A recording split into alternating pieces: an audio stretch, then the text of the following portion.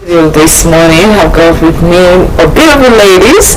Together, we'll be anchoring the show for this morning.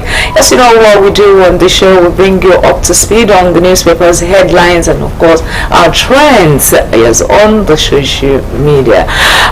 Once again, welcome from Remy Allen. Yes, beautiful morning to you out there, wherever you're watching us from. It's Friday, and I'm always very excited about Friday, It carries a lot.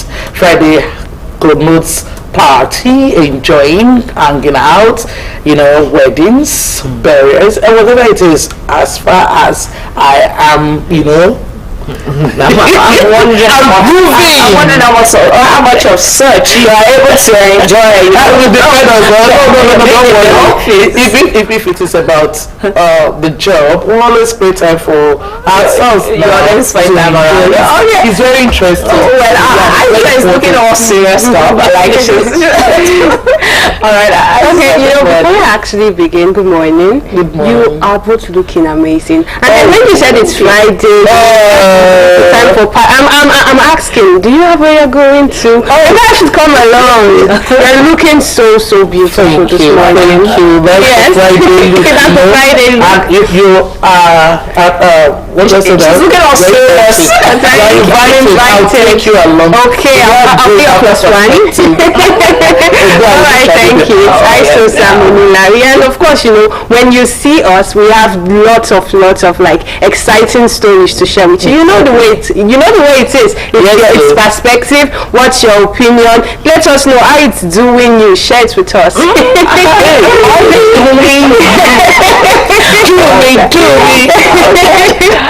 right.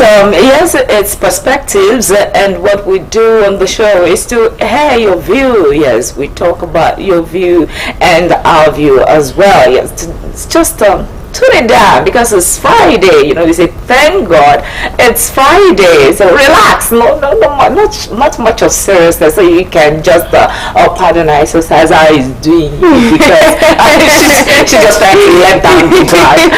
All right, so you know how we do it on the show. We take you through the newspapers headlines. After the headlines, then we have the talk of the day. Yes, that's the talk of the day. Will bring you our guest who is going to be shedding light on the topic of the discussion. But away from there, we'll now take you through the world of social media, the trendy things. I know, some of you have seen it. Who hasn't seen it anyway? You've seen it. You've seen the trends. So we're going to be, giving some one or two opinion on that. So you don't want to miss, stick to the dial. All right, begin the newspaper's headlines this morning. We'll start with the Daily Trust. On the Daily Trust are the stories: Nigerians rejects rep's proposal for compulsory voting.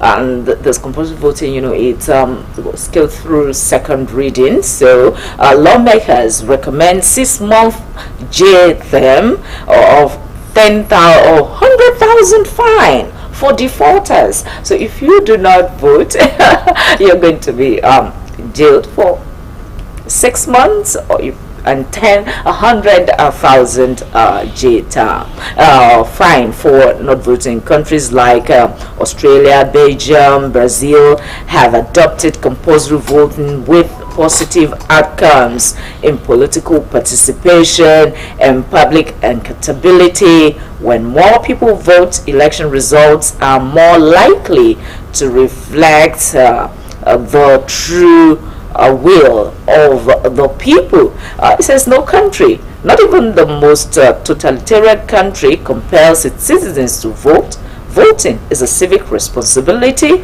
If you want, you can vote. If you don't, you can still stay in your house. Compelling people to vote is a violation of their rights. Well, I think I want to hear ISIS's view on that. Yes, if you're compelled to, do you think it's okay to compel people to vote? Just like nobody. Okay, imagine you're restricting yourself from going to vote, and then when things are not going as you want it, you're coming out to say why is things not going how it ought to be. But did you vote the person of your choice? into power. So to you, it's a good idea. It's a good idea. So for you to have a voice to criticize, you should also be a partaker of the voting system. So it's actually good. Yes. I have a contrary view to that. It's not a must. And even if you're going to make it compulsory, what are the things you have put in place as a government to make voting okay for everyone? One, a lot of people talk about it. You want to go out there to vote. The security is not okay. You're talking about the fact that if I don't vote, I don't have right to complain. What if when I vote and my vote doesn't count? In the sense that there's a lot of vote buying. I mean, there are a lot of things that is wrong with our voting system in Nigeria, which I believe the government should fix first. Instead of saying, if I don't vote, you're sending me to 6 years. 6 months. I think you 6 months. I went, or I pay 100,000 fine. Okay. No. A lot needs to be done first with the system. For me, well, it's good to keep conversing for Nigerians to come out to vote. It's a way of addressing the voters' apathy. But what do we do then to election malpractice perpetrators? What do we do to politicians who circumvent electoral laws? What do we do to them? If a citizen who decided probably because of dissatisfaction with how things are going, within the system, says, I'd rather not vote. If the person is to pay 100,000, I think at this point, focus should be placed more on the institution than the individual. Fantastic. The institutions and I think that's how it should be. If things are right, if people I think a lot of people will participate, and that the people we've elected into office we do the right things, we would not want to. Because I think to solve political apathy, you need to know why are these people not coming out. So when you tackle that issue, then you can come and say, okay, the old system is working fine. So what are your reasons? So I think maybe after the institution has been reformed, then you can now come and sanction citizens that is not abiding. Yes. Okay, so moving on, I'm still on the Daily Trust. The Daily Trust, we have the story. Recharging Lake Charge critical to war against terror in Northeast, the CDS says. You have the story on page 17 of the Daily Trust for this morning.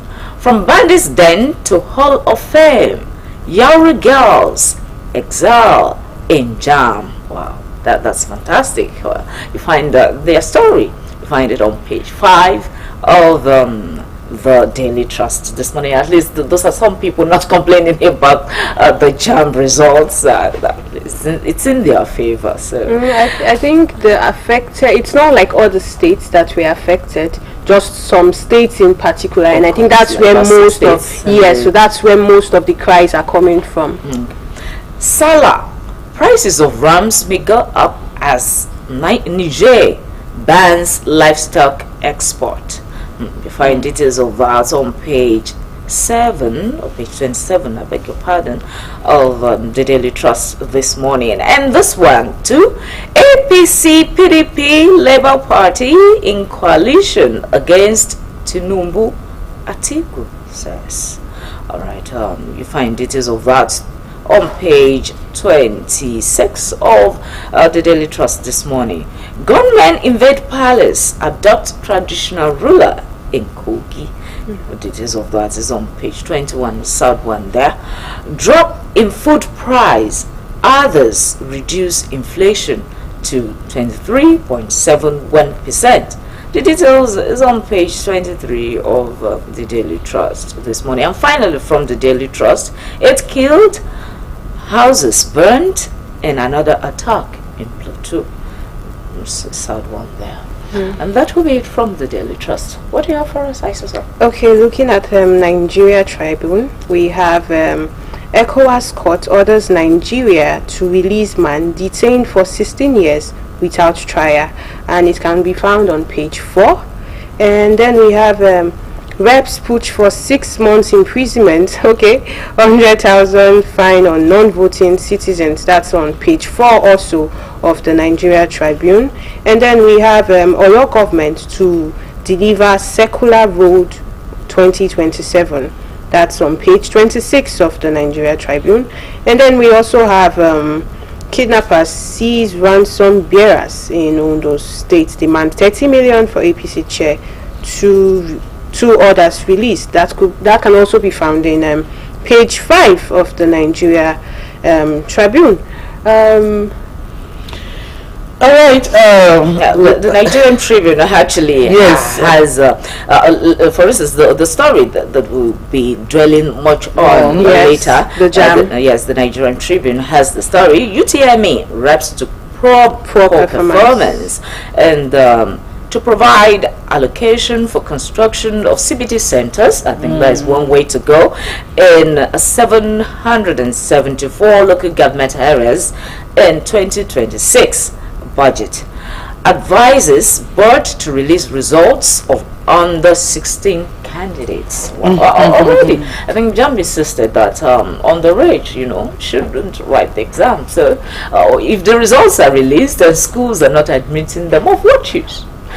Let's just hold it there until our guest is on set. All right, let me please take us through. Okay, I'm going to take in headlines from Vanguard newspaper this morning.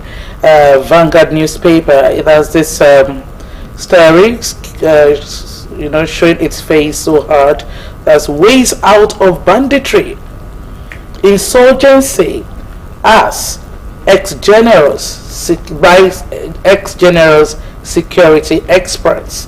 Also, the story of UTME, which is going to be our focus today. UTME glitches.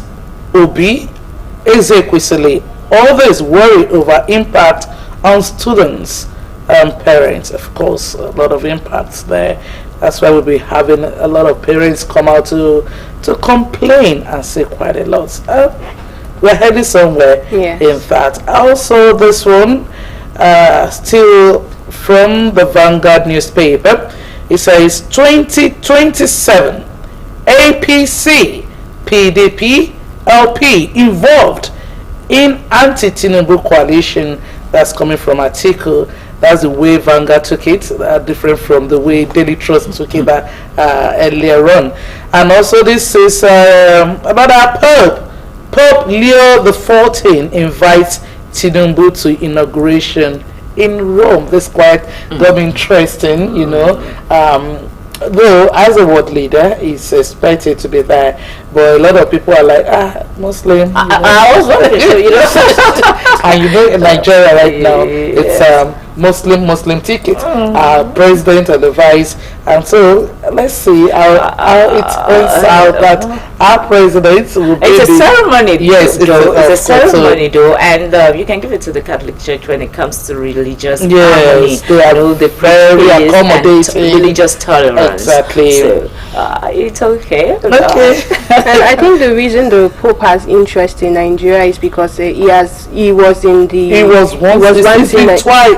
In fact, he has visited Nigeria. Just visitations, yes. just short visits of maybe so I guess maybe that's why he it picked interest and said, okay. Well, I would say that's because of it. Usually they invite world leaders. Yes. All right, still from the Vanguard newspapers, this one says defections.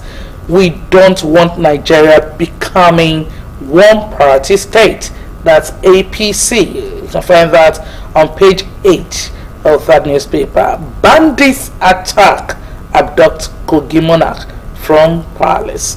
It's becoming really unbecoming. So sad. Monarchs, traditional rulers, they are not even safe anymore. They are the go-to. They are the force when it comes to governing the community. If they are not safe, how then are they going to keep the people under their watch? And the funny thing about this is the monarch was abducted in his house. In his house? Yes, it wasn't even on the road. They came to his house fully armed, and they're like, "You're coming with us." Yeah. So you can see the audacity that they had, knowing that this is a palace that is well guarded, and you still feel like you can still come in and do whatever it is you need to do. And they were successful. And they were successful. Although that reminds me of one poem, then Nightfall in Soweto. You know, it was written talking about the things that happened in South Africa during the apartheid rule, the rate of insecurity. The poet said, "It's not even in my matchbox am I safe. Nightfall comes." Yes, am I safe? There's nowhere, there's no hiding place, to show the level of insecurity. So it seems in Nigeria now, not even in our matchboxes are we safe. And you took that story earlier from the Nigeria Tribune of abductors who abducted those who were going to pay ransom. Yes. That's even in Ondo State. In Ondo State, yes. So you demanded for a certain amount, an agreement was reached, and when for 5 million naira. Yes. They took the money there and you abducted them. Now they're demanding for 30 million naira. So imagine. it's really sad that we're not safe. It's pathetic, really. And these are the things that could fill voters' apathy. Yes. The citizens sit and read these headlines and feel like, what the heck? Why don't I stay Yes, from voting. You know? So if these issues are addressed, I believe Nigerians will troop out in and their vote. Yes, and when they know that when I vote, my vote actually counts, because you actually raise that up, and it's actually something we should pay attention to. Yes. Imagine voting and then finding out that what's the essence of voting when there's going to be malpractice in the system. Or at the end of the day, it ends up in the court, and the court decides. Yeah. So what's the essence of the citizens voting? Okay. Now, moving on, let's check the New Telegraph. On the New Telegraph, other stories: why defections to APC won't lead to one-party state by Ahamba. All right, the story accuses defectors of self-protectionists as gender. Again, 2 NPP when PDP reps defect to APC. Well, the thing continues. Yes, you know, it's like when the season of defections now. So let's see how it goes. The story is on pages 2 and 3 of the New Telegraph this morning. It's on the New Telegraph. Capital flight. Investors pull from capital market up to 150.8% to 420 billion naira. Alright, and this story: insecurity. Kidnappers now demands as much as 1 billion naira ransom. A plateau, 10 killed in fresh attack linked to cattle rustling.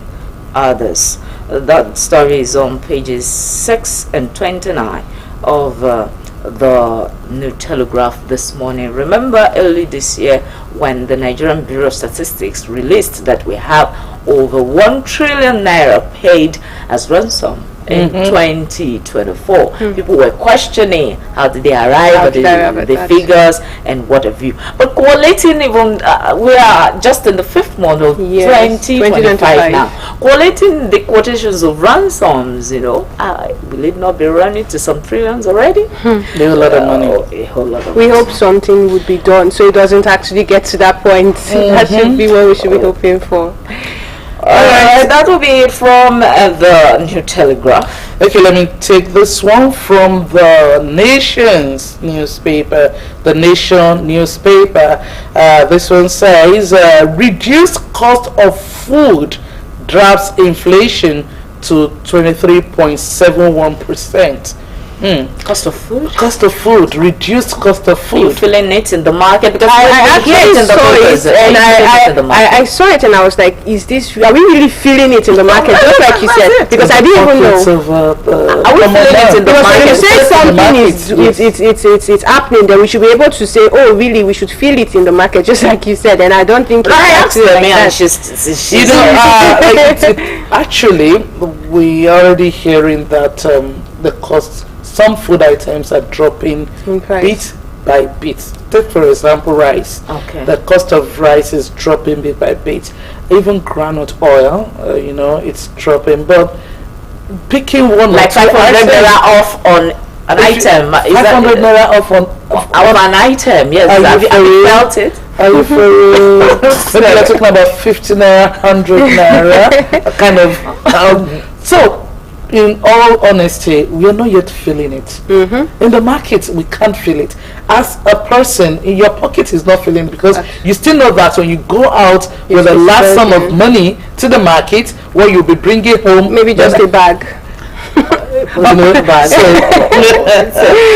one day. All right, let's Theoretically speaking, yes, there is reduction. yes. At least, even if it is a couple that is reduced, it makes sense when there's it's considered, on the national basis. Yes. It's going to make sense. But to the individuals, it's still, the impact is not yet felt. It's not yet felt. We are waiting for that time when we'll be able to say, of the truth. Of the truth. I mean, I went to the market today with 5,000 naira. And I was able to walk of change I brought home, and I'm able to bring change, And moving on to the Nation newspaper, retake of UTME begins today in Lagos, Anambra, Imo, others. You can find that on page 3 of the Nation newspaper. And this one says government guards for forests to dislodge terrorist bandits. We heard it recently that they're planning to involve forest guards so as to reduce this insecurity in Nigeria. Well, we used to have them long before, so bringing them back will be. It's actually a very good idea. Yes. Because most times when these kidnappers, if they actually adopt people, they tend to use this forest as an escape route. So if they know that there are security personnel inside there, they'll be very scared to even do that. So I think it will actually minimize the rate at which the insecurity is. Yes, it will. It will. It should really, because forest guards have always been there. They are on a duty before us to safeguard the forest against fleeters. Yes, against fleeters. That was their responsibility. But now I think they have to add against fleeters, you say. But even as forest, the trees are being felled on a daily basis, and we are even beginning to lose a lot in that regard. Well, then let's see involving them in the area of security, and let's see how that pans out. All right. I think I should take this from the Punch. Economic strain, inflation surges above 30% in Abuja, 10 states. Food inflation hits 51.8% in Benue amid persistent insecurity. OPS laments rising prices. Details of that you will find on page 10 of the Punch newspaper this morning. Still on the Punch newspaper, National Assembly divided as compulsory voting bill advances, maybe just as we are divided this morning. 5 arrested over 2-week-old baby sale of a 2-week-old baby. Goodness, what's happening? Well, moving on. Okay, LASEC writes INEC over 3 Labour Party factions in Lagos. The details of that you will find on page 3 of the Punch this morning. And finally, from the Punch, parents fear WAEC UTME overlap as receipts begin today. Oh, that's a probability. That is a possibility because WAEC has begun, and students are receipting UTME. So won't there be some overlap? Maybe a candidate who is meant to receipt is also having an exam, WAEC exam to write. These are the things that they ought to put in place before, thinking about fixing a date for this receipt exam. When I saw it, I was like, is this not a hasty decision again? Yes, because a lot of parents have been reacting. They said even if they would resit, at least take it to June after the WAEC exam is over. Although others are still of the opinion that they should not even resit because this is not a fault of theirs. You should give them you should give them the scores. Lots of reaction. They're like, why would they resit? It's a fault of the dash them scores. Give them even when they don't It said because this is not a fault of theirs. So give them the scores. Nobody to those who have written and are not part of this. But then I think the best thing, so nobody is getting undue scores. But then I just feel it's an hasty decision right now because it's going to clash with WAEC. And most of them may even have to travel to another local government. So now imagine you're having papers the next day, or you're even having papers that day. How can you make it there and make it back? So it's still an hasty decision, and I feel like they shouldn't have made it so fast. Too fast. When overlaps are reported, I bet Professor Loyede will come out again to transparency. Okay, that can also be found in page 20. A lot of people are saying that, even concerning this jam, they've said he should resign, that he is not fit. So they said, irrespective of the transparency that you are talking about, we don't want him there. So yes, then ECOWAS court orders Nigeria to release man detained for 16 years without trial. That can be found in page 5. Then reps approve bill for mandatory voting, propose 6 months imprisonment, 100,000 naira fine for defaulters. I think we've touched basically all of the headlines, so we don't keep on repeating the ones we've said. Yes, this one is on the Daily Trust. ECOWAS court orders Nigeria to release man detained for 16 years without trial. Yes, you took that. Yes, I did. Okay, and basically. Okay, let's check the Nigerian News Direct. There's a story here. Okay, on page 3 of Nigerian News Direct, Lagos to host Afrima 2025 as African Union unveils unstoppable Africa theme. At least it's sports season, and I trust Nigerians to unite on that front. That's one thing that unites everybody in the world. Sports. So Bauchi attack, 23 villagers lost, 60 bandits killed as government donates 95 million naira to victims. This is how you see the money is mentioned. This amounts could have been used for the development of those areas. Yes, and that we is given out to some people who are. Okay, let's leave that. Okay, let's also take few from the Daily Times. It says Tinubu backs Mali, calls for West African unity. It's high time Africans unite. I like that song from Africans Unite. To remember who actually sang that. I think it's Bob Marley. Bob Marley. Yes, it should be Bob Marley. So, and then Lagos debunks reports on civil servants absconding after foreign training.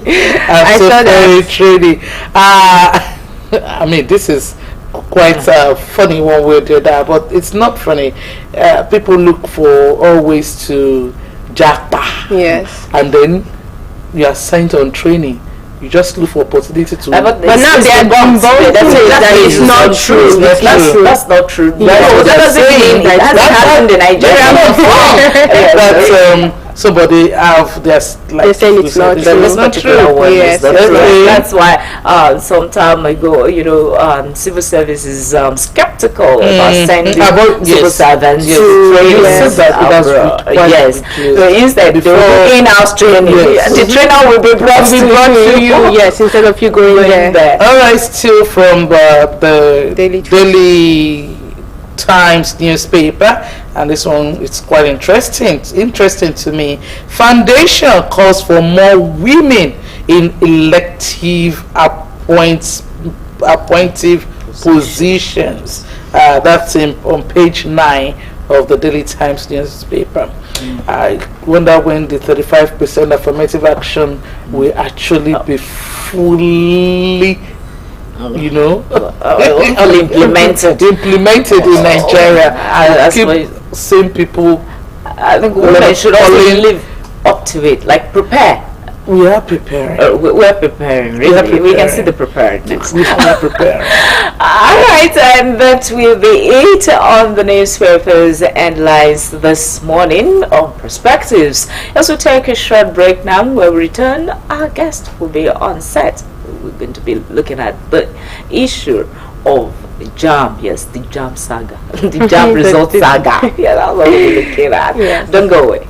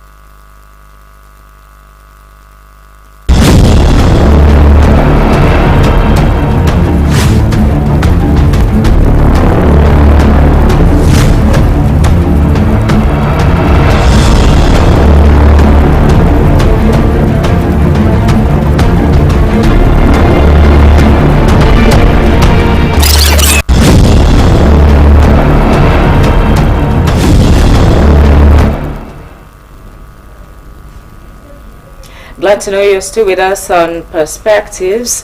And as we promised before we went on that break, that when we return, we'll be taking a look at the 2025 JAM results target, because it's become, developing stories every day, new turns to it, and all of that. And to discuss this with us this morning, we have Otumba Dele Olapeju, is a retired director of Federal Ministry of Education and a former principal at King's College, Lagos. It's nice to have you. Good morning, everybody. Yes, good morning once again. Yes, the JAM result for 2025 and the news that keeps trailing the results from JAM saying that there was woeful performance in the examination, to parents and stakeholders crying out for the review of the results, and then the exposition that that there were glitches and all of that. So what's your take on this? My take is that we don't need to bother ourselves about the who and cry about JAM results. Of course, for parents, it will be parents are very emotive and they can react that way. But for goodness sake, JAM result. In terms of evaluation, we have two criteria in evaluation. We have what called the non-reference evaluation and the criterion reference evaluation. That's why you make use of the word cutoff. If you set an exam for 2,000 people and you want to take 20, your cutoff is the first 20 that will make the highest score. So it's not a non-reference. For instance, in schools, we say if you score 50%, that's a pass mark, isn't it? Yeah. But the JAM is a selection board, and if, for instance, we have 90% of the students or the candidates performing below 100 or below 50, that's not a failure, because you want to discriminate, you want to select. You want to shortlist. So whatever the criterion that you are using to shortlist, you bring the bar. It's not about pass mark. You see, that's why I'm even surprised JAM will say the woeful performance. JAM is not a non-reference examination that makes you put the level at 50. No, it's just to pick the best out of a lot of students. So even if the cohort is at 40%, that's a pass mark, because that's the cutoff. So this issue of course, I sympathize with those who might have been able to suffer from computer glitches. These are normal human errors. Even in aviation, in the car industry, you see Japanese cars being recalled because of one fault or the other. That's normal. But that brings us back to the question if Nigeria is ready for these computer-based exams. Now, WAEC is also saying by 2026 or thereabout, I think I have the story here, that they would also be, considering CBT exams. I think that's it's an ambitious program. JAM did not just start this CBT. They perfected it, and this is one of the worst years of the examination because of the glitches. Anything about technology fails sometimes. So I don't think we need to cry over it. It's only that that the JAM register cried, and they cry, the tears was not because he failed, but the system failed him. And this is failing because those staff who want to report some of these problems did not report, and when the result was out, then we started looking for faults. Exactly. You just mentioned one key part, that those who are supposed to report, because we heard that they noticed right from the beginning. Should I say that if parents and students hadn't cried out, they will have covered it. They will have just covered it, and then those who actually performed well would be shortchanged like this, and we saw the video actually of the JAM registrar. You know, he felt it. It was painful. Like you also mentioned, CBT did not just start. They've started perfecting. We also know that it's a machine. It's anything can happen. Yeah. But what are those things that should be done? You know, to prevent future occurrence. What are those things you do think was not done enough? And how do we foster this? Yes, thank you for that. That is a very good question. When I was a principal of King's College about 10 years ago, I wrote, I think, about 3 or 4 letters to the Minister of Education. What was my complaint? JAM is always in a hurry. Now, this most of the candidates that write this exam are unnecessary. These students will have to write first term examination in December, do pre-mock, do mock, and then do JAM and do post-UME and do NECO. And so for the one calendar year of their graduation, they are always running from one examination to the other. That system is a mad system. It doesn't happen in any other country except Nigeria. Exactly. Let me cut into your flow in that. You said JAM is always in a hurry. Yes. I remember during our time, you wait for almost a year before JAM result comes out, or for months. Yes. But now you see that when it started, it's like it's working, because you write JAM exam now, before you know it, in the next 2-3 weeks the result is coming out. And you also mentioned the fact that this doesn't happen in other countries. Yes. What their first their WAEC, whatever they use, can be used to get admission. But in Nigeria, we write JAM, we write NECO, we write GC, we write WAEC, we write post-UME. But this is to give the candidates, multiple options, at least of having admission, smooth admission as they progress in the academic journey from a standpoint. But my question is about, what would you suggest? You've observed that JAM is in a hurry. Yes. So what would be your suggestion? Let me tell you something that happened in 2011. Okay. We had these elections, and the election was postponed and so on. So JAM had to do their exam in July. You see, if we have a system that is well thought of, let these students finish their curriculum in school. It's not even about examination. It's about the content of what you learn in school. When you run from one examination to the other, there is no time for learning, and the curriculum is not finished. If we leave these candidates to finish their curriculum and then let the Federal Ministry of Education and the Minister of Education say, okay, JAM, well done, we have had this experience. As from next year, always write your exam in July. It's technology. It's like, once you finish your curriculum and you write your WAEC or whatever NECO, then you have about a bigger space of 1 week or 2, then go for the examination. That's about, because we use technology, but we don't get the advantage of technology. Technology is faster in processing examinations. So the resumption matriculation of students is from September. Why not have the space between July and September to process and admit students? Okay. Now another issue. Now we getting the story. Court rules JAM's age policy. Before they said any child that is not 18 shouldn't sit for JAM. And there were several students who were 16 years of age. But now court rules JAM's age policy says unconstitutional and orders varsity to admit qualified students irrespective of their age. What's your take on this? It's a misgroup.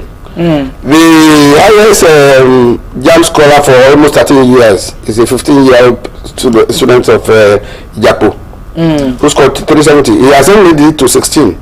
So we are saying that we have not, because of the gifted children in the nation, we cannot shut them down.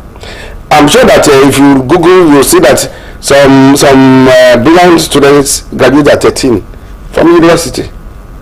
13, 14, and so on. So I think it's about the intelligence of some of these children who are super brats. I think we don't need the court to even tell us that is the right of every child.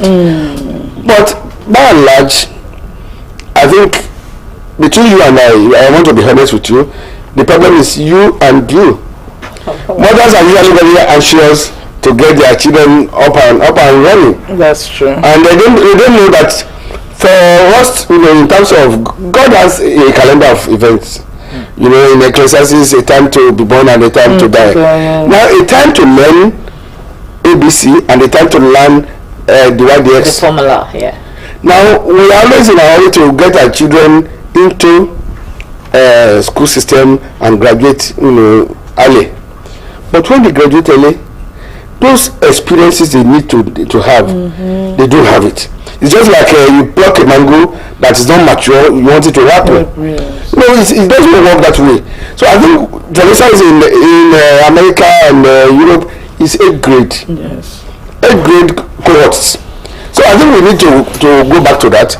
It's only exceptionally brilliant students who are super brats, who are the gifted children that needs to be rushed and they are allowed to have their space. We don't have that privilege. We don't have that system that sports exceptional students in Nigeria. We have the gifted academy in Suleja. It's it's been known for almost 30 years, but it's been abused because of quota, whatever. That's it. We have. I think even in Abuja, we also have FCT has a gifted academy, and if you are a school proprietor. But you just mentioned one that schooled in Japan and is having the current highest. That's what I'm saying. That's because the system has not identified them as. That means that such a candidate could be cut off from enjoying such privileges. No, of course, because of the corruptive tendencies in our admission process. Now there are this one school over there will have top of the ladder candidates who will excel, and who will even in SS3, in SS2, some of them I still beat SS3 students. It's the education system in Nigeria generally. If you are to tinker with it, what would that change be? As a former director, the Federal Ministry of Education. Good. I'm happy Dr. Osrc has done something, and that's to the joy of every parent. The issue of technical education system in Nigeria, he has now made all the 3 federal technical science has been removed from technical colleges and now federal technical colleges, and they'll be technical in the sense that all the plumbers in the world that we bring from Togo or the POP man from we now have some of our gifted technicians who will now run through school and then learn from the school and then get their skills. So it's one of those things. They form in entrepreneurship. That's you can't fault him there. Then too, I think he has reviewed the age cohorts, and that's why 16-year-old can now have access to JAMB examinations, unlike the Professor Mama who wanted the 18-year-old bringing us back. So you saw it as yes, well, it's been a long time that we have seen people with 16 years enter the university. So my mom was going to say anybody who is not 18 should not go into the university. But coping with the academic stress at the university. A maturity in mind. Because when you go to school, it's not just about learning. There are so many things you go through as a child or a student in school. Are they matured? Because when you look at the academic alone, we might be making a mistake. That when they are faced with life challenges in school, the rough campus life and all that, are they matured in mind to be able to stand? In 2006, at the National Council of Education, we reviewed this issue of immaturity and court activities. We said that gullible students are gullible because of their age. And that's why we now said, okay, now let's go back to what we used to have. Can we extend secondary education to higher school certificate? So that at least between your finishing WAEC or WASE and entering university, you can have some one or two higher school certificates. So that at least you now develop that instinct of going into higher learning, and then your parents will prepare you well for it. But I think between the age cohort again, as you are saying, those who enter university, most of them are above 18. Most of them, they are not. There's just a few exceptions that we have 15 and 16. If you go to a secondary school now, the age bracket of those who are in SS3 is between 16 and 17. And so by the time and then sometimes when they finish, they still have to wait for JAM, right, for JAM 1, JAM 2, JAM 3 before they are jammed. Okay. All right. Everyone you mentioned the fact that JAM is in a hurry. I want to also ask you, are you sure they are not in a hurry again? For those who are taking the exam right now, they're starting today, considering the fact that WAEC is ongoing.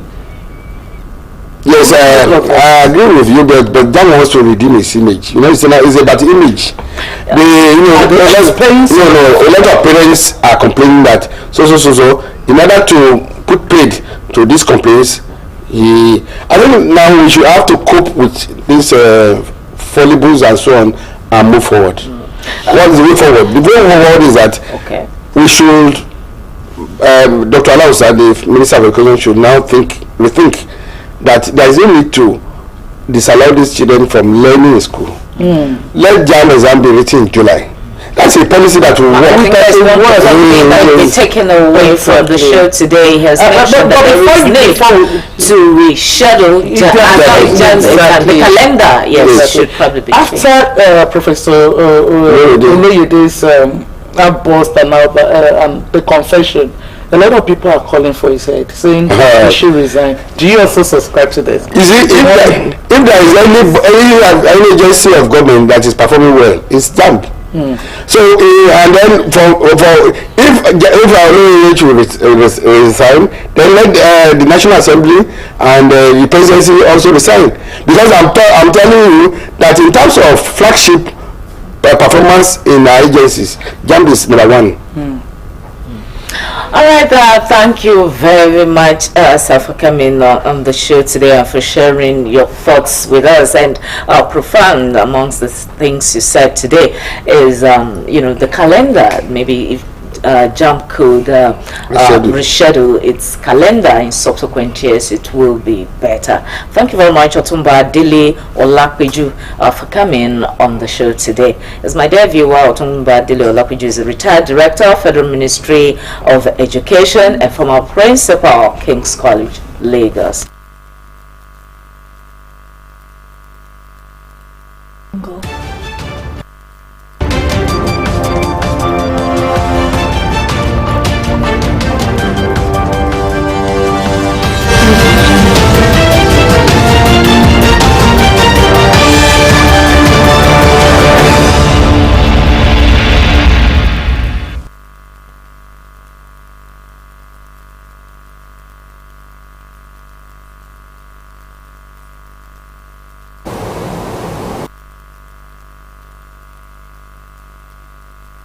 Stories. Kunle Kabreyo is my name. Parents of candidates affected by the human error which led to a glitch in 2025 Unified Tertiary Matriculation Examination have demanded the postponement of the planned resit, which begins today till June 2025. A post from the Joint Admissions and Matriculation Board on its official X handle stated that all the affected candidates will be contacted to reprint their examination slips towards retaking the examination starting from today. One of the affected students posted on X the SMS he received after getting notification for the examination. Some of the parents cited the traumatic experiences of the candidates, the ongoing West African Senior School Certificate examination, and the distance to the exam centers, among other issues. The Vice-Chancellor Olabisi Onabanjo University Agoiwoye, Professor Ayodeji Agbola, has appealed for the continued assistance of the Tertiary Education Trust Fund, TET Fund, to support the development of tertiary education in Nigeria.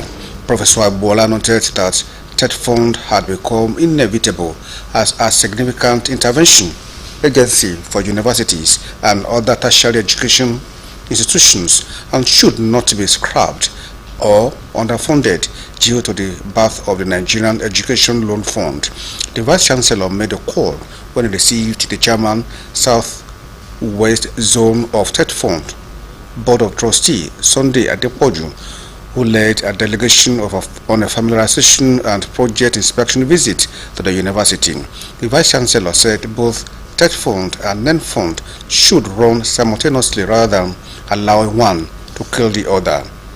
He faulted the calls in certain quarters for the scrapping of TET Fund as a result of the emergence of NEN Fund, arguing that such would be counterproductive in the long run.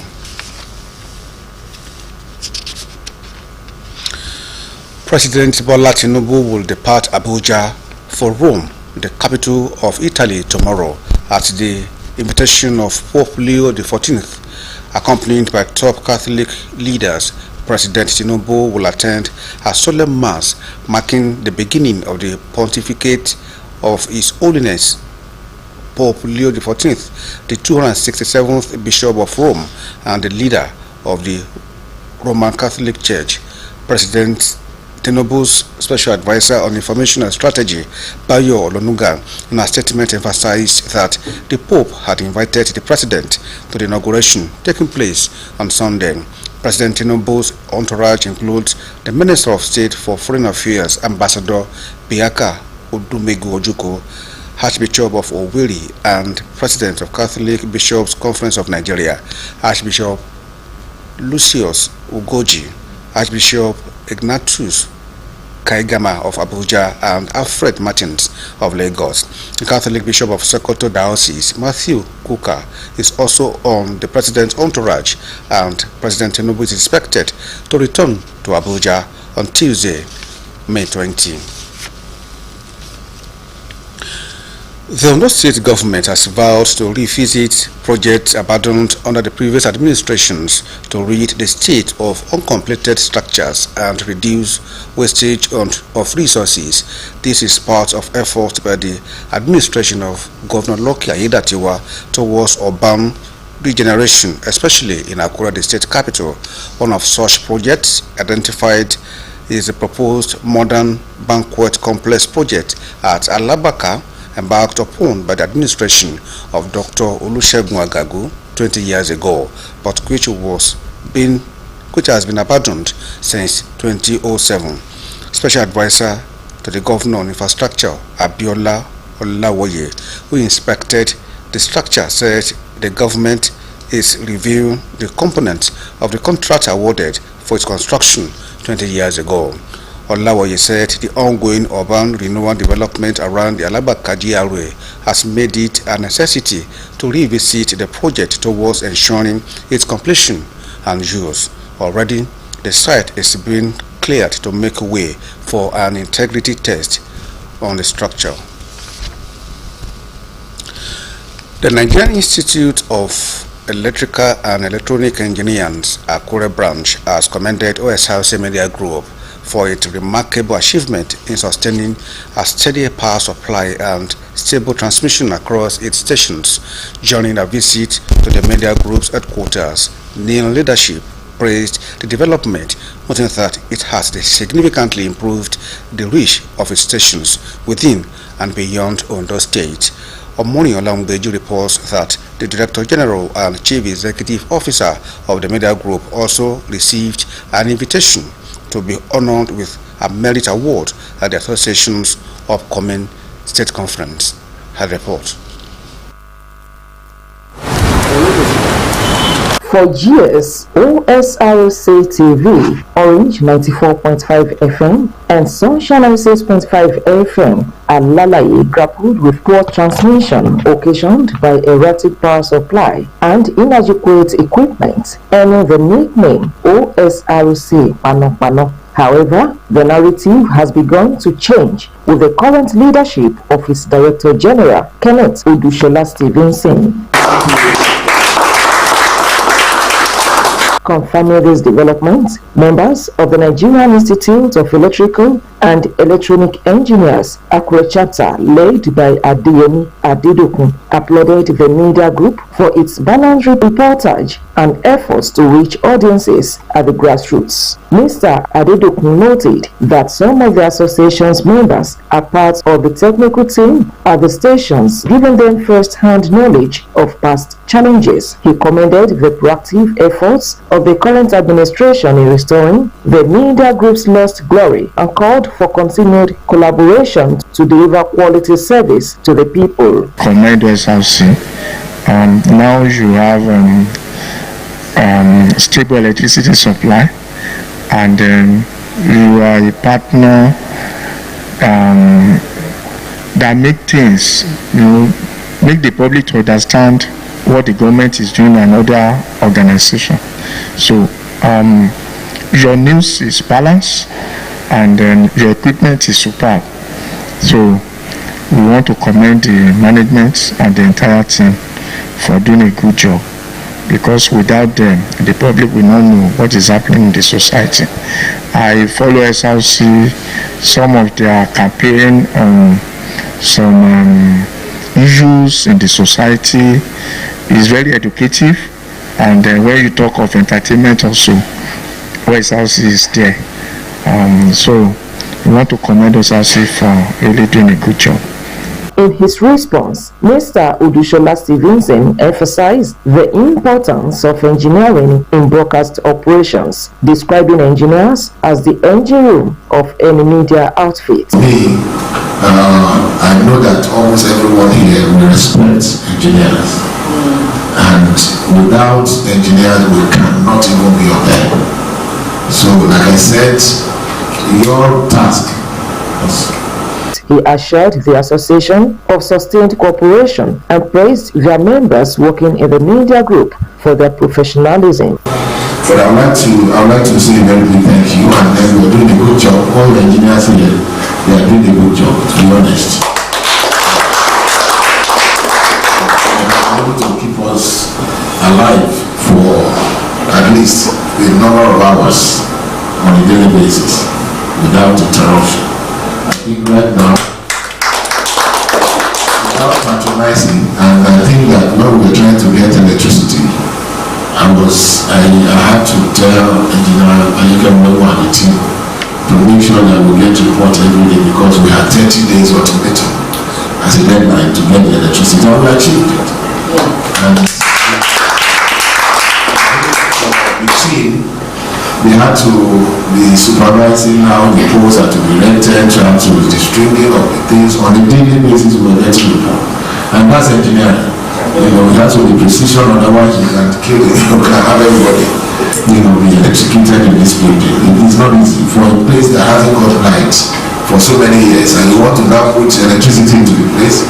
If you are not careful, you can have the whole disaster. So for me, I want to congratulate the team, the electrical engineers that are here, and I want to congratulate all you also for actually putting the conference together, and I'm hoping it's going to be successful. Highlights of the visit was the presentation of an invitation letter to the Director General to be honored with a Merit Award at the association's forthcoming conference in the state. Omoyola Humbiji, OSRC News. And that's it on developing stories. Good morning.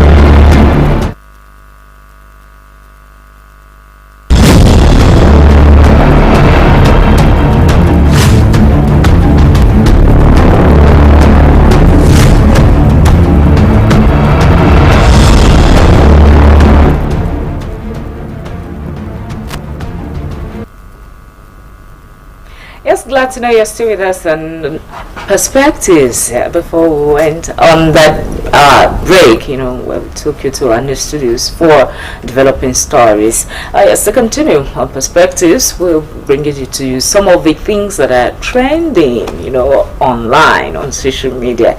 And starting with this one, is a sharing one. Nigerians, yes, you always say Nigerians do well. Once they're outside this country, you can trust most Nigerians to succeed. But this is an outstanding one of the story of Okonjo Iweala's son, who breaks medical record in the US. Dr. Uchechi Iweala, the son of Dr. Okonjo Iweala, breaks medical record in USA. He has become the first to perform a robotic spinal surgery in Maryland, United States of America. It's a nice one for Nigerians. Yes. After this time, it's not for some negatives. You get it, because I think most times we are Nigerians. You hear, oh, this is a Nigerian. The first thing that comes to your mind is, what can become of this Nigerian? And I'm so glad that at least being the first Nigerian, I think even the first person, not just Nigerian, the first person to actually carry out such surgery. Yeah, it's actually a major one for us. It's a major one for us. It's commendable. It's commendable. Quite an interesting one, really. Though Nigerians are doing well, they are doing well out there. Yes. We occupy good positions outside Nigeria. When you talk about anything, is in music. Keeps taking we've won Grammys. Yes, we have. And then when it comes to the acting world, we are there. In fact, a lot of Nigerians are now in Hollywood. Yes. Acting and great good artists. That reminds me for definitely making, I think, the 45th, the 45 women who are influential in a movie industry, international industry. Yes, she's one of them, and that's what's celebrated. But for Dr. Uchechi, he successfully performed and navigated lumbar spinal fusion using a robot first in the history of mankind. It's not mankind. That's a great one. Not to the white. Not to the white. It's the black. And it's a Nigerian. That's commendable. Yeah, that's really commendable. And that reminds one of the story of another Nigerian then that's talking about Godwin Ajala, who was trained as a lawyer in Nigeria, but the Japa thing, when you get there, that's this all the jobs would write the New York bar exam. So it was a security person at it was a security man during the terrorist attack, the 9/11, and there at the World Trade Center, while studying for his bar exams, he was able to help as many as possible to he held the door for them to exit the complex, but unfortunately he wasn't thinking about himself. Yes, he put himself, put others first. Yes, and that was 24 years ago. 24 years ago. So, Nigerians are kind people. We could be kind. No, we are actually good people. It's everywhere. There are some bad eggs, but I think it's everywhere. So I think sometimes they maybe just kind of overshadow the good ones, and when you just hear Nigerians, you feel like, oh, what's with Nigerians again? But then there are also good stories like this one that we should also focus on. Nigerians are good people. I like the way they're good people. Well, we hope that those bad eggs, would have a rethink and actually, help to project the image of the country better, because what they do also rub up on the good ones. The success stories of these ones you see, they had to do double, if not twice as hard as their counterparts from elsewhere to really prove themselves. Yes, I agree with you. And so, yes, moving on, we have this trending story of the Tompolo. You were a bit reluctant to say. No, I was the adjective that I was going to use with the name. I was skeptical about. Should I use that or not? Okay. So let's leave that. But everybody knows Tompolo now. Yes. When it comes to the Niger Delta agitation, Yes. and all of that. And people are wondering, where is the FCC? You know, on the matter. The viral video. Yes, we haven't seen the FCC invite him yet. Yes, and a lot of Nigerians are asking, is it that the EFCC have not seen these videos? What's happening? It's everywhere. And I think some people, they've even put it on porn themselves to tag them and say, in case you've not seen this, please, this is it. And then they are like, you guys are yet to invite him. Although EFCC came out with a statement that nobody is above the law, that even Tompolo is not above the law, but yet he is yet to be invited. Looking at the likes of other celebrities, immediately the video comes up, they are already telling them, come, yes, come. Obi So, yes, Iyabo Ojo was invited. So what's happening? I think the video has been out since last month. It's already a month. Okay, let's say maybe the invitation of EFCC is segregated. For instance, Tupolo is a little, they have to take time before he was invited. Iyabo was invited immediately after her party. Yes, and some Nigerians who are neither celebrities or anything have been arrested. Have been prosecuted. Yes. In the court of law. I think Remy has that story of this two Nigerians that have had some jail terms for naira mutilation and what have you. Okay, are you going to take us on that? We know that a lot of people have been invited and prosecuted when it comes to naira abuse. We also heard of this guy, the chief priest, who was also invited at one time or the other to actually face the law regarding naira abuse, and a whole lot of stories out there. But Tompolo's own is making headlines because of the fact that the EFCC has not invited him yet on this issue, and people are asking questions. Kilo fishery, like why has he not been invited at all? Looking at these popular entertainers, figures, T-Dollars and Toby Nation, they were sentenced to 6 months imprisonment for this naira abuse. So we're like, what is risky too? But risky too. He has even left Nigeria. It's like, no. You get lots of people. They're like, okay, if you can touch this one, is this man untouchable? What is going on? Okay, let's say maybe they're still doing their due diligence. Okay, before it will be invited. Due diligence, for how long would that be? I mean, Nigerians are calling out.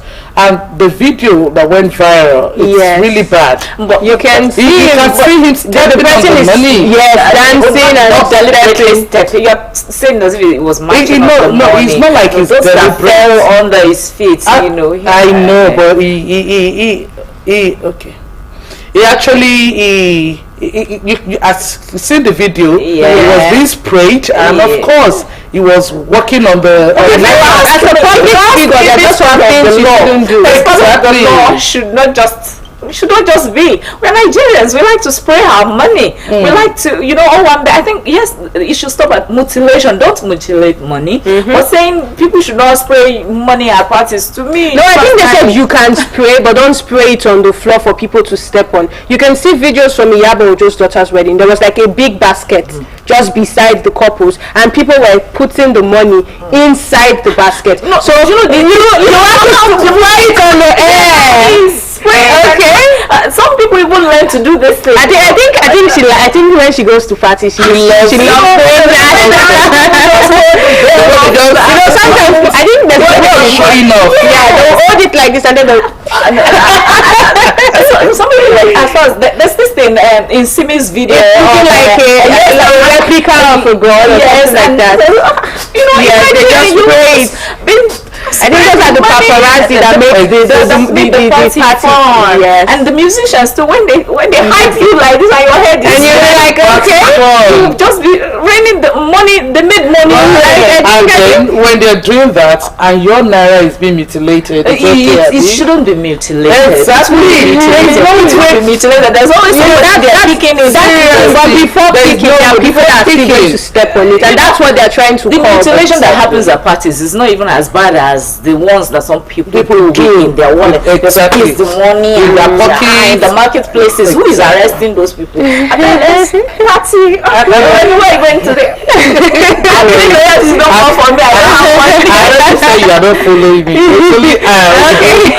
Sorry, so that I'm taking along. You know what? I think another reason why Tumpula has not been invited, probably because he's not the one who did the spraying. Yeah. But people are also saying, why have the people who did the spraying? Why are they talked about? It might not be identifiable. So it's the key figures that would be called. Okay. All right, leaving that, yes, the lady who's crying out for help because her house was marked for demolition by the government is such a touching story there.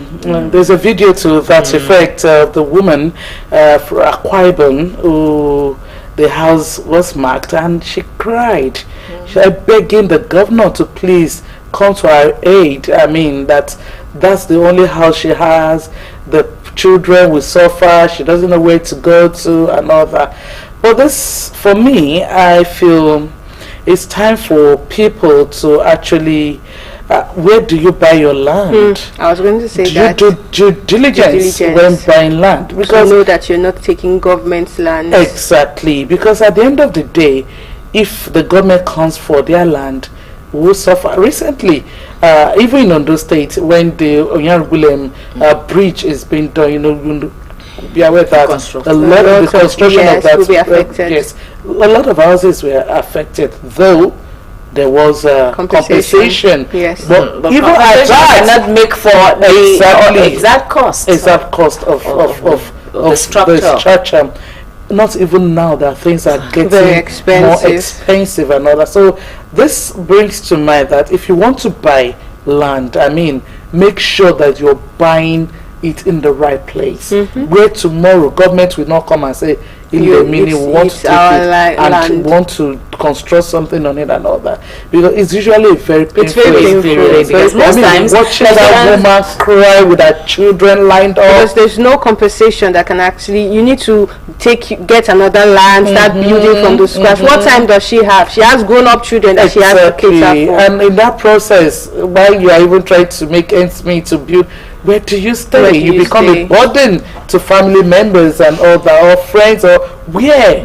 It's a whole lot.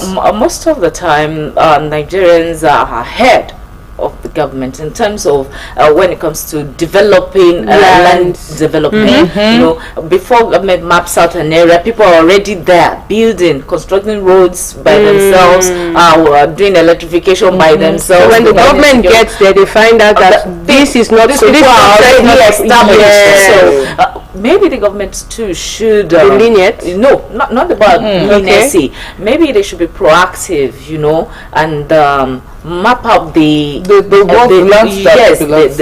and map it out so that people would already know that this space is not places. The truth is, all land belong to the government.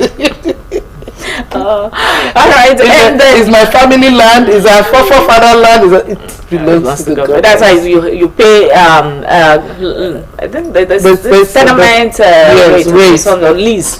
The certain money that for land use, so if you do that, I'm sure if the woman did all of that, maybe she won't be faced with this. Yes, she won't. Another thing is the young man who is crying out for help because his working equipment was seized by uniformed men, you know, by tax force, in crying for help, and he was doing so many other things by to the make road. ends meet. Yes, to make ends meet, and different opinion flying around on that.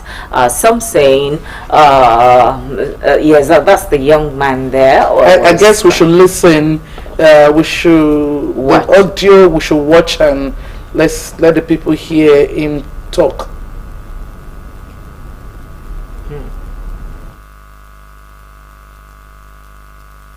Oh, I don't want to start buying new things.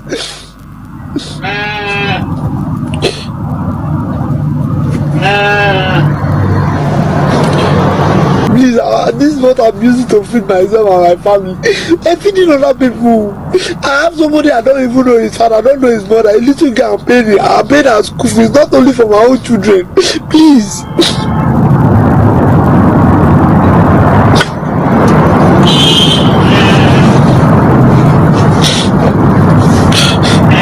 Please, if you know anybody, you come. Please help me, just help me, please. God, I'm not be sleeping.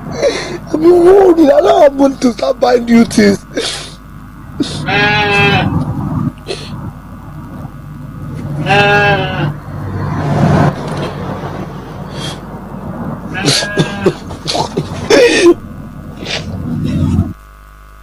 Yes. Until this incident, and that brings us to this. Yes, they say we can be emotional when it comes to government, citizens, but sometimes where is the place of compassion? Some netizens say that government has not provided this person with job, and it this person can make it, even helping others. Now you're depriving him of it without an alternative. I think, but the issue is the place, the stand, the supposed stand where he was selling this thing. Was it is it appropriate? So I think that's the issue. He was not doing it in a place that was appropriate. So I guess that was why they came for him. So I think I'll still like, if in case you want to do any business, the government is not against you, but ensure that you get an appropriate space for it. Don't go and do it at in the middle, or like you're blocking let's say movement in a particular area or in walkways, because I think it's a Nigerian thing. When you go to the market, you see the walkways is filled with traders. It is not supposed. So when the traders are all on the walkway, where do you expect pedestrians to walk on? Okay, so I would have expected that. I don't know if he has been warned before before the State Environmental Task Force came for him, and if he was not warned before then, I think what they should have done, instead of seizing all the things he uses, is to tell him that that place is not appropriate. Can you get a better place? Or even let him know where he can sell his trade. Because the truth is, a lot of people finish from school and then we are waiting for white collar job. Yes. And this white collar job is nowhere. You know, so he's trying to make ends meet, and he's not just doing it for himself. You can mention the fact that he has family, he has unrelated people who are depending on him. I know a lot of people like, we shouldn't be biased, we shouldn't bring emotion into it, we shouldn't be, but the truth be told, let them provide a good place. I don't think if they say leave this place, go to a better place, this place is not okay, you will be adamant and say no. You could be adamant. I've seen lots of cases. For instance, let's not even go far. Let's look at all the Obadeshida Road in Akure. You know, so many a fool. When you see it's supposed to be a 4-way or 3, is it 3? Drive. Yes. One of the driveways has been cleared by petty traders. Selling second-hand, but you know the funny thing is selling food. Yes, but then the funny thing is, immediately they see those task force going, they start running. You know that's the thing. That means they know. That means that's why I said I am very certain that they always come to warn you. And even when you see the vehicles, you know what they are coming to do. But the fact that you just ensure that they come, once you run, immediately you look and people, they've gone. You come out. Someone who sells a car, it will be difficult. It's difficult to carry his But there are some reactions on X and I'll take some of those reactions. Archangel J.C. Holiday tweeted, he says, variants are not born, they are created. This is truly not the right way forward. You know, there is hardship in this country, real one, undeniable hardship. The government must take cases like this seriously. No Nigerian should ever be subjected to such a condition, he can clearly see that this is his only source of livelihood. How dare anyone take that away from him? Another one says, that's from Mark Obeisens. He says, during elections, they will stop by the same akara stand to buy and eat akara for the camera. To tell them we are with you, we are commoners like you. Yeah. And once The things I would even buy corn. Yes, and that. Publicity. Yes. When they get to the office, they remember the rules. Why don't you apply the rules? Why you were campaigning? As a politician, while you were campaigning, why don't you say you are not supposed to be selling here? When I get here, I will drive you away. Do you campaign to Have you said that? You Are can't you campaign saying with that? that. They're not campaigning with that. All right, I still have one more tweet. This one is from King Asov. She said, job no give people free housing. You no give people job. You no give people free housing. People, they create job for themselves. When they season kilo day. That question, who, if you ask me. Now who I go ask? Maybe they say that the jump question. But really, I mean, some things should be done with human face. Really, in as much as you're doing your job, it's the right thing to do. There should be human face. And like you also mentioned earlier, both of you, we are also stubborn.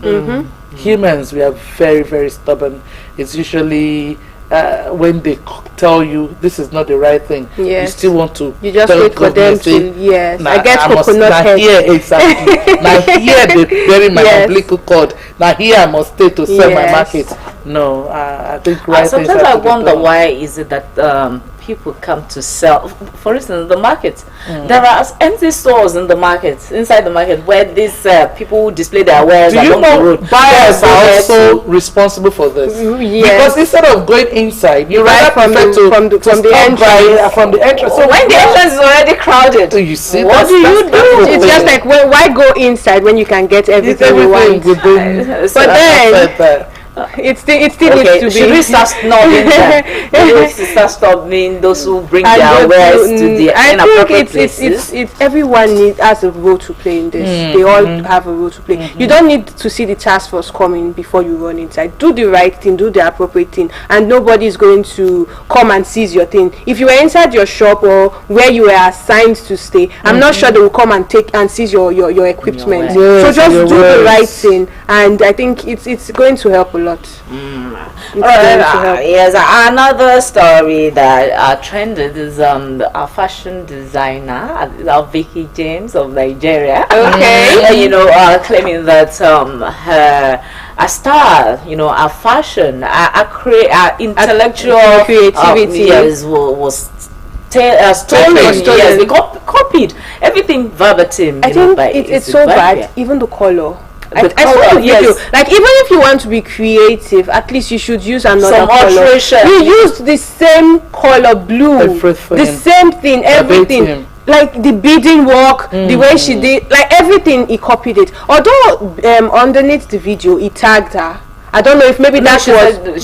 I saw the video, so you can actually edit. Maybe he did it after he saw that she was already complaining. So I don't know when he did that, but underneath the video, he tagged that inspiration from Vicky James. But regardless, he shouldn't. But when Vicky James, I believe he must have done that. He must have done that after Vicky James called him out, because Vicky James said he didn't give credit to her. Yes, because it was when he said that I went to check the video and I'm like, okay, except he just did it after he saw her talking about it. And you can imagine many Nigerians says, what is it? Is there anything new? Until you put your sweat and hard work in something, you will not really know how it feels when someone steals your idea. Imagine you're telling me about something and we spoke about it, and all of a sudden I come to her and I tell her this is my idea. How would you feel? You worked for that thing, you sweat for that thing, you burnt midnight candles, and all of a sudden I'm bringing that creativity to her like it came from me. You feel hot. So I guess that's the angle she's coming from. Like, I took my time doing this thing, and even if you want to copy, at least make little altercations. At least say I brainstormed with this idea. Yes, you it's not know, I creativity. mean, bring your own innuendo. Yes, to you're it. like, okay, Your own I had this style. idea, then I made little changes, but you Exactly. did the color, the beadwork, everything. You should have And just did a documentary. You did a documentary. Of Like, whole you didn't process. sweat for this. You know, if that lady hadn't Seen it, spoken out, yes. you know, he could have laid claim to be To the be the designer. owner of it, the yes. original designer. And that goes to the creative industry in Nigeria really needs more regulation, more regulation, Yeah. especially the fashion side of it. Yes. You know, already movie We have makers copyright, and yes. are you know fighting for copyright infringements and all of that. But in the fashion world, There's we're yet nothing to like see that. we're yet to see a move to protect the intellectual property. There are of fashion laws actually designers. guiding all of these things, but how applicable are they? How much of it have we domesticated in Nigeria? really? So, I mean, more needs to be done. Someone, like I also said, someone will have put in a lot Into it. one night, you know, and all that, and you're just stealing it like that. No. Like, And I think what copyright painter, law, I Yes. don't know, all of this we need to be dusted up. I know it's even an offense now for you to use someone's music on air, a radio station, Like without- the Moye has alleged Exactly. some So, yes, using our movies, yes, a station yes. using a movie without proper Permission, authorization, Exactly. and all of All that. right, but still looking at trending stories, let's look at this one. Kano University shuts female hostel over immorality. The management of Mariam Abacha American University of Nigeria has ordered immediate closure of Al-Asa Indabo female student hostel located at UDB Road in Kano Metropolis over safety and disciplinary concerns. You know, the university announced the withdrawal of its approval from the use of the hostel following violation of its code of conduct, and the tag immorality. Not an immorality. Yeah, I'm sorry to say, but anyway, they have police of some kind of police, or let me say security outfits in the north who go about making sure people are moral in Yes. policing morality Yes. in the north. And well, it's cultural, it's religious, and it's okay. And sometimes when you look at our place here too, sometimes you go along the street and you wonder, don't we need maybe Amotekun to also start chasing after You know, I these ladies think that are half They, dressed? That takes us really. It's something we they need did to something look like at. that in Edo State. Okay. In Benin City. Wow. When they knew where they stand, and when it's that time, you see security personnel, they are outside. You need to see everybody running. They were running for like, I think for a month or a month plus, you didn't see them coming out. So I think something like that would actually help. And then after the amount of it stops and It it will stops. come out. It has to continue. See, sanity needs to come back. Yes. We've lost it. I saw a video recently of a lady. The blue, I mean, everything was out. Everything, and she. Oh, hold on. I just get remembered it. something. They are coming correct. She came correct. They came correct. Because it's becoming a trend. It's becoming a trend. When you put on the corset and everything, it's becoming a trend. I think the how do they say? Normally it used to be the less you show, the more appreciable it is. But now it's the more you show, the more they will price the market. Because it's becoming like that. Is, for instance, this year's AMDC, I like that the winners of the best dress. The dresses were actually representing our tradition. I think it was Likoro. Yes, They don't learn with Bobrisky. Who want to give? They've sent the mummy of Lagos away. You understand? So of the dress course. was actually representing what we stand for. Yes, It was. I mean, because we talked about it on one of our shows that these celebrities, people look up to them. The way they dress, the way they talk, what they do in the society and all of that. So if you as a celebrity, your own is to be showing all the something that's supposed to be private. I don't know why it is private. It is private, and you decided to make it public.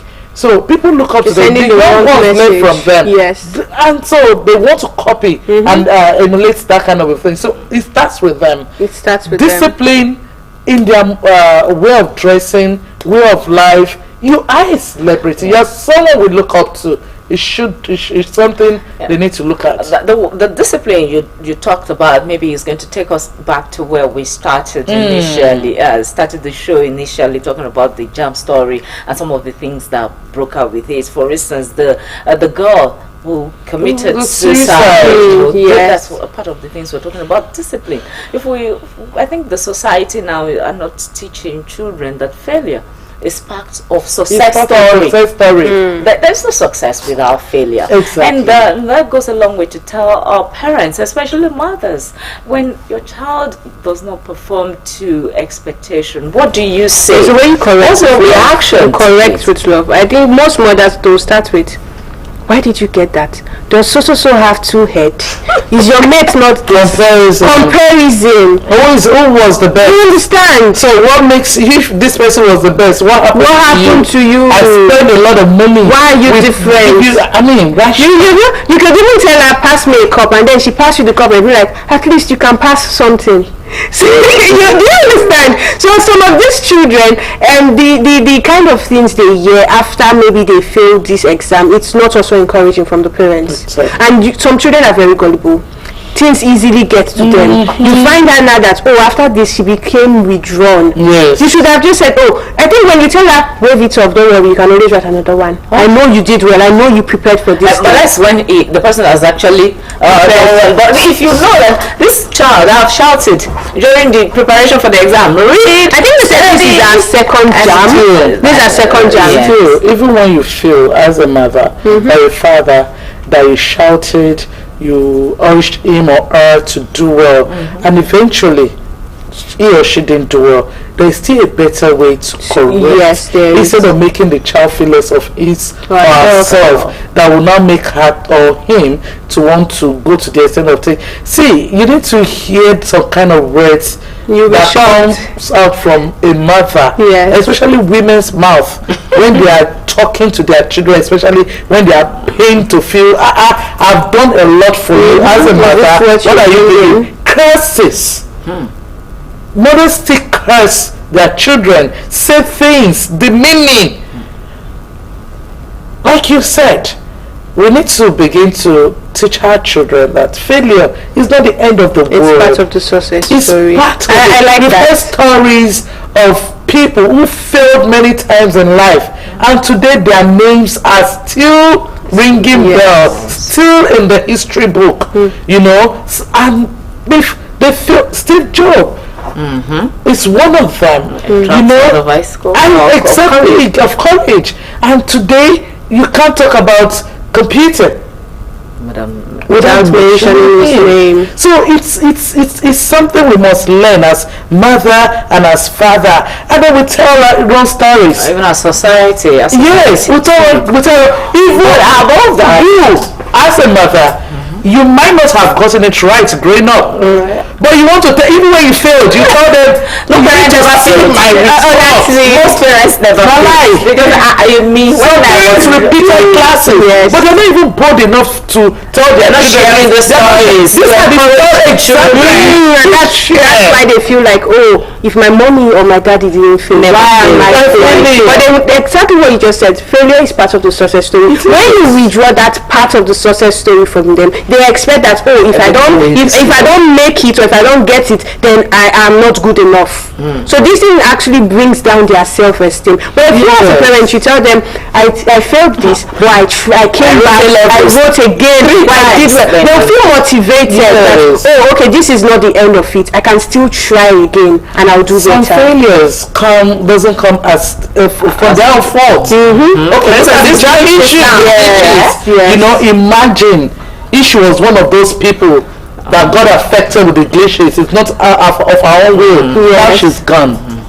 So that is why, as a young person, or even as an individual, please, not only young persons, we've seen adults too who can't handle failure, maybe in business, that they run into debt, and before you know it, they begin to think, we've had cases of people jumping into life grown-ups. Yes. It could be a failure in marriage, and you feel that's the end of the world because you failed in marriage, your marriage didn't go well, you got divorced, and you feel, I have to end it. Yes. No, it shouldn't be. I don't want the society to castigate. We're talking about that. You know Osrc Daru. I think she won last year AMDCA Best Dress. So I was in a conversation with someone and a picture came. We saw a picture. She dressed so well. Yes, addressing this. It was on point. Yes. And then you know in the comment this person said, he said, "Do you know that she's divorced?"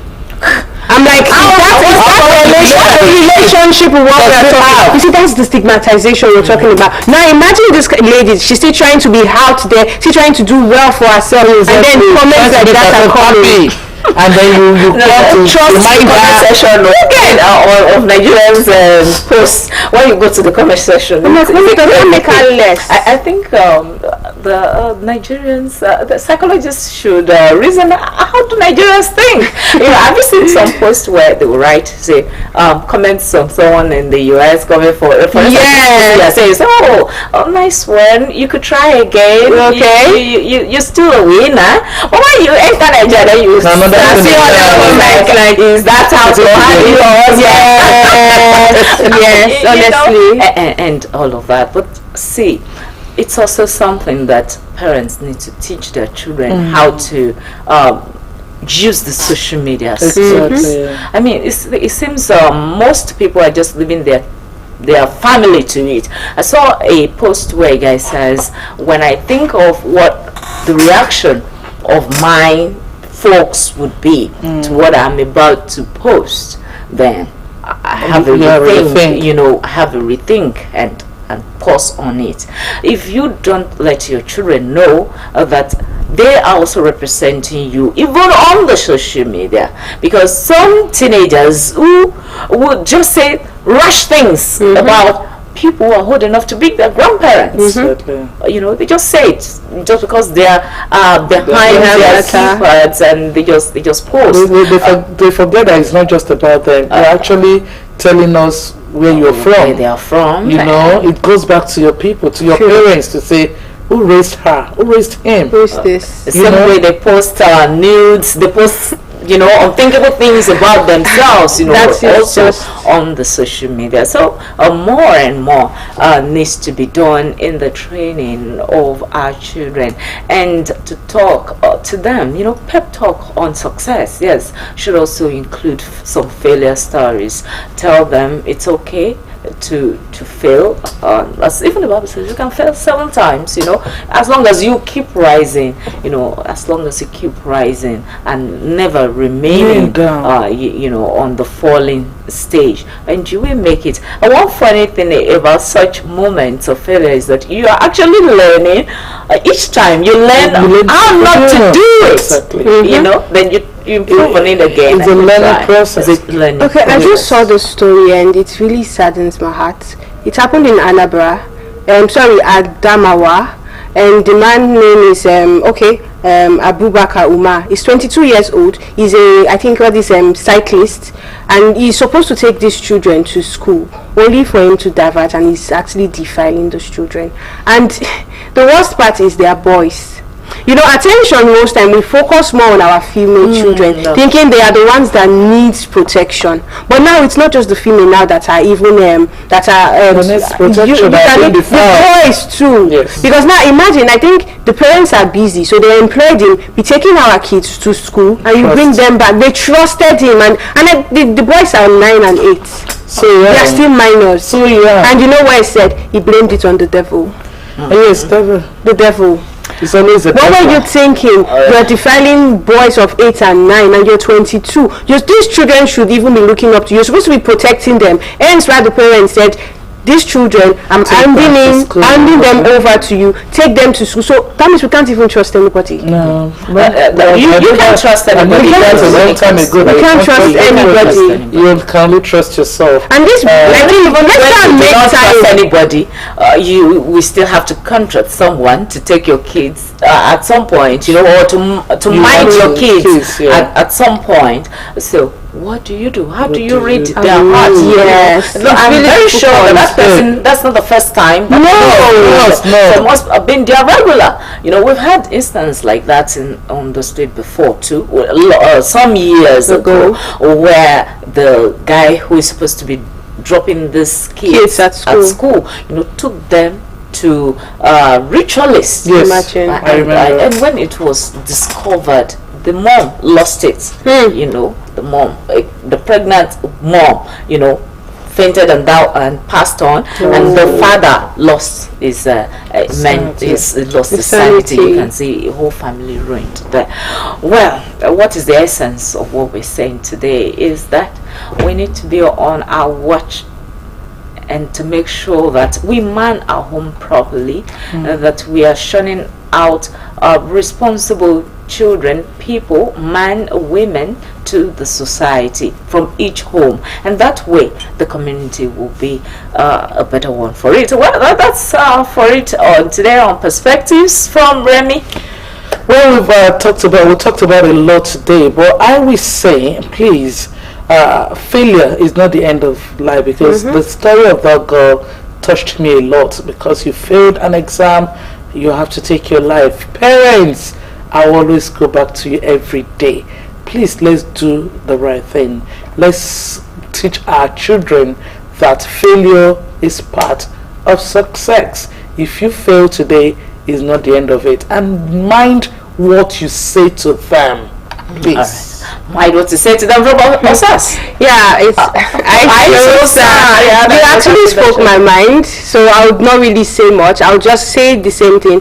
Failure is part of the journey, and it's not just because you failed or because you feel something is going on. It's not enough reason for you to take your life. You didn't create yourself, so don't even try it.